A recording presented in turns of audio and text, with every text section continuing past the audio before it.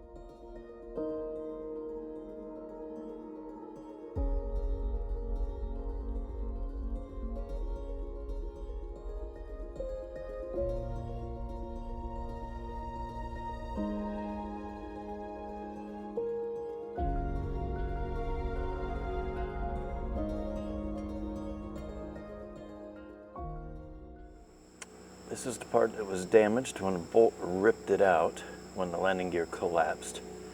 It pulled out of here and tore this, which is a doubler, and then the main firewall material behind it, and it tore the angle piece here. I have a replacement angle piece, but that has to be unriveted from about here all the way over to right here, and then has to be replaced. Access inside is a little bit tight, but I think it can be done pretty easily. Okay, these are the cowling mounts, and only 2 are still good. So I've got a full set to be able to replace them, and I'll have a couple spares. The mounts are riveted straight to the firewall, and 2 of those have been torn out. This one and the same one on the other side. So those are going to have a patch also before the mount pieces can be riveted back on.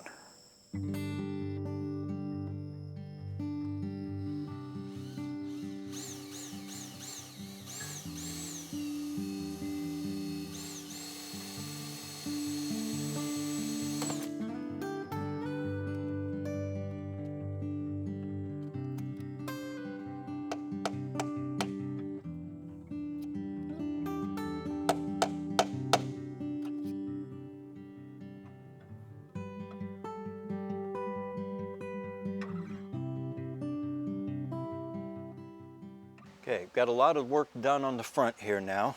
I got out the broken pieces, which were broken in several places. Instead, I put a replacement piece in. One of the things we have to address is this patch right here. This patch is supposed to be stainless steel, and it is not. It is aluminum.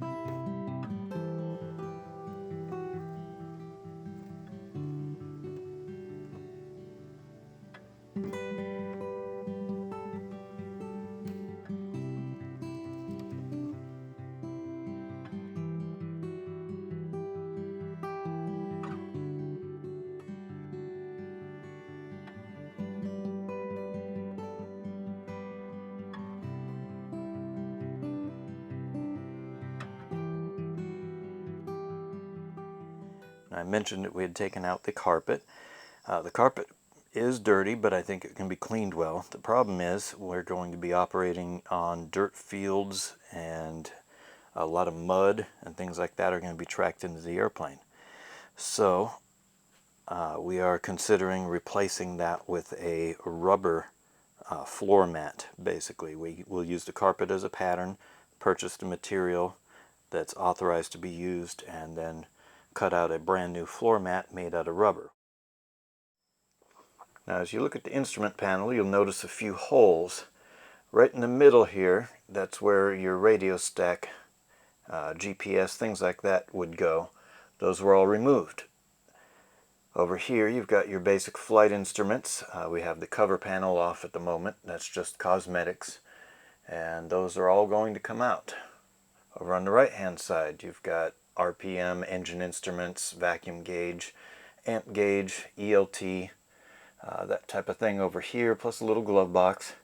Again, the cosmetic panel is loose over that, and as you can see, basically everything has been removed.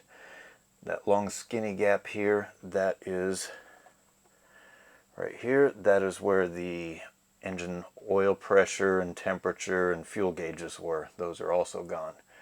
Only thing that's left up here is your intercom and some switches to switch your radio to different sources. So those will probably be reused, but pretty much everything else other than the ELT panel over here is going to be replaced on the upper portions of the panel. Down below, hard to see because of these panels at the moment, but down below you have your circuit breakers, various light switches, your ignition, ventilation, propeller and throttle, and well, not propeller, mixture and throttle over here. Those are going to be staying in one form or another. That bottom panel may get replaced cosmetically. Then basically everything else just got to be cleaned up. Gotten some work done up here, pulled out the control yokes, pulled out the instrument panel and those decorative covers, pulled out the intercom. Basically got a lot of stuff loose and ready. That also enabled me to get more light down in here to work, because we're going to have to be doing some work down there on the floor for that undercarriage down there. One of the things we found when pulling this apart is there's some corrosion that was hidden back there behind the instruments. This cross member is a stiffener for the firewall. The battery box is mounted right up there in front of that. All that white up there on the aluminum is corrosion. It's just minor surface corrosion, but we need to scrub all that down and then put a strengthener over the top of that to protect it. Another thing I've been looking at is the panel space. As you can see, I've got most of the panel removed, the instruments, all that kind of thing, the yoke, it's all clear so we can work on things. I've been making some templates to figure out the sizing for the instruments. I can fit the 7-inch instrument in here without any modifications. This is the size of the mounting hole for the thing. The black line inside is where the back of the instrument would slide into and mount nice and quickly and easily. The company makes two sizes. They make the 7-inch and the 10-inch. This is the size of the bigger of the two instruments, the 10-inch. It definitely fills up the space and gives you a much easier to read display, but we would have to cut up into this up here, and this is partially structural. So we're looking into whether they have any modifications or guidelines on whether we can change this. Cessna does not at this point, so we have to go to the instrument manufacturer and see what they've done in these cases, whether there's additional supports that we can add to strengthen it, or if we are stuck with going with the smaller one. I wanted to take down the headliner that exposes the entire roof area. All those white areas, little bits of surface corrosion, they need to be cleaned up. It also exposes the rear carry-through spar there, and wiring and ducting, and lets you inspect everything very well. Well, thank you for watching this video. It was definitely shorter than the first one that we did, and definitely more work for you to be able to see that we're doing and that we've done to get this airplane ready to take it to Ecuador and help reach people in the jungle with the gospel of Jesus Christ.